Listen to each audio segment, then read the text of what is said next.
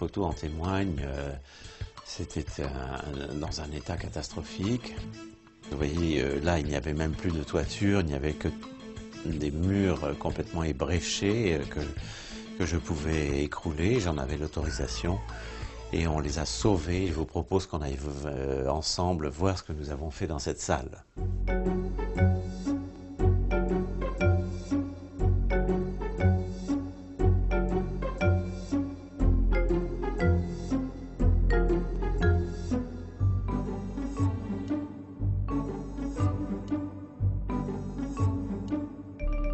De toute évidence, ce qui caractérise notre histoire, c'est la fidélité. Et lorsque j'ai dit oui à un artiste, c'est sans limite dans le temps.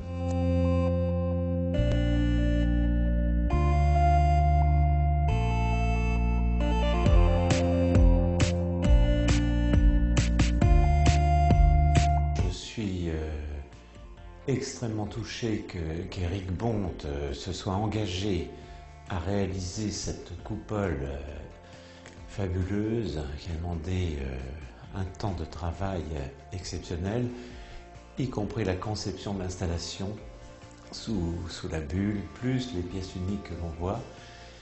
Éric Bonte est vraisemblablement un des plus grands vitraillistes contemporains de notoriété internationale. Mon admiration, c'est la qualité du travail, la sensibilité, et puis cette espèce de capacité à considérer qu'il n'y a aucune contrainte technique qu'on ne puisse pas solutionner.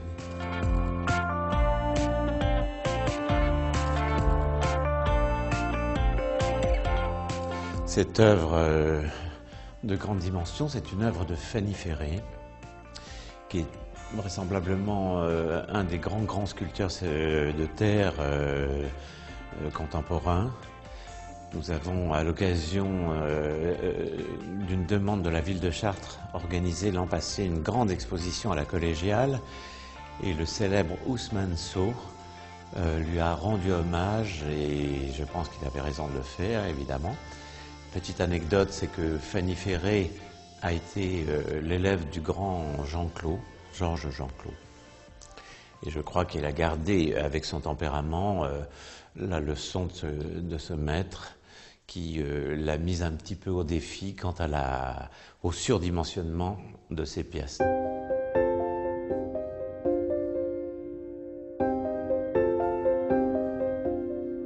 L'auteur s'appelle Mattei Negreanu, c'est un des bonheurs de notre histoire puisque nous en sommes les découvreurs.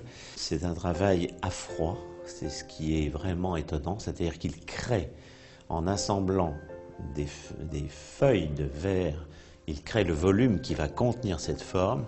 Ensuite, il attaque le bloc à la scie diamantaire et il termine par un sablage pour donner ce côté très velouté, cette translucidité.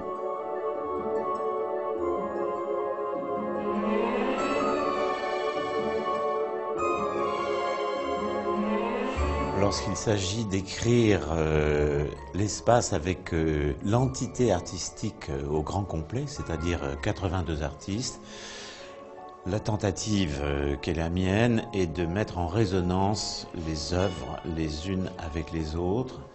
J'ai trouvé que cette sculpture très tendre qui interroge les étoiles résonnait très bien avec les deux photos de Claude Mollart, la sculpture étant de Françoise Carrasco.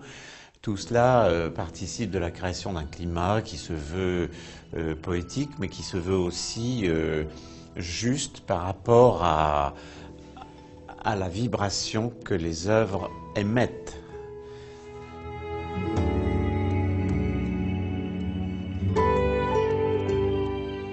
Le pari de mettre en place les 82 artistes à l'instant T a déclenché dans le regard des climats salle par salle. Et ici, on est manifestement dans une ambiance qui est ocrée.